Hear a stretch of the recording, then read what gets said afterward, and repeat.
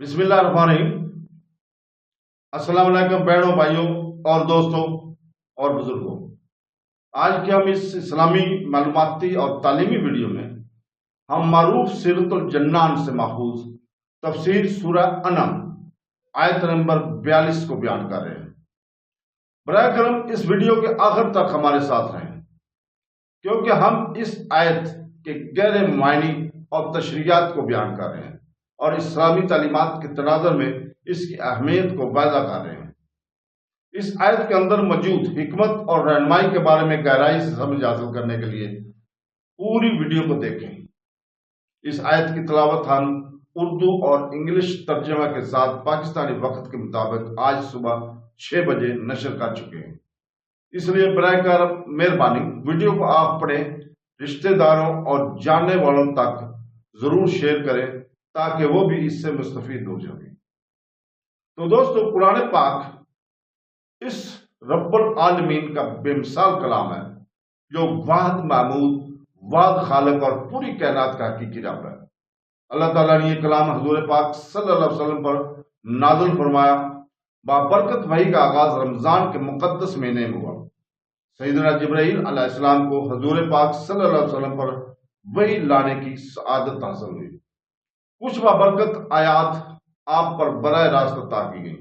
حالات و واقعات کے لحاظ سے سب سے فصیح زبان عربی زبان میں تقریباً 23 سال کے عرصے میں وحی الہی کا نزول ہوتا رہا۔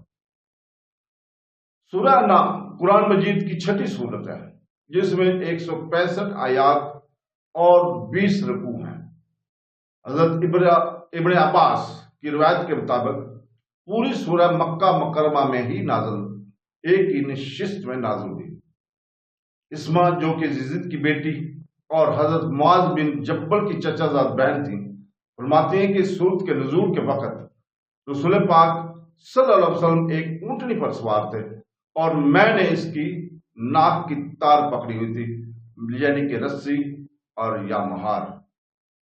تو دوستو، اللہ تعالیٰ نے سورہ انعام کی آیت نمبر 42 میں فرمایا، جس کا ترجمہ ہے، اور بے شک ہم نے تم سے پہلی امتوں کی طرف رسول بھیجے تو انہیں سختی اور تکلیف میں گرفتار کر دیا تاکہ وہ کسی طرح گڑ گڑائیں۔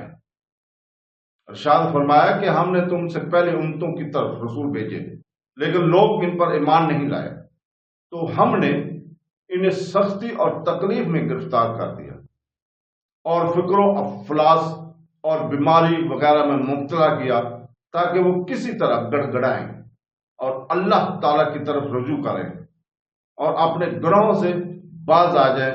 اس سے معلوم ہوا کہ دنیا میں تکالیف اور مصیبتیں بعض اوقات رب تعالیٰ کی رحمت بن جاتی ہیں کہ بندوں کو اللہ تعالیٰ کی طرف متوجہ کرتی ہیں اور سوالین کے درجات بلند کرتی ہیں۔ تو دوستو، اللہ تعالیٰ سے دعا ہے کہ وہ ہمیں قرآن پاک تفسیر پڑھنے اور اس کو سمجھنے اور سنتے رسول کے اوپر عمل کرنے کی توفیق عطا فرمائے۔ آمین ثم آمین۔ اللہ حافظ۔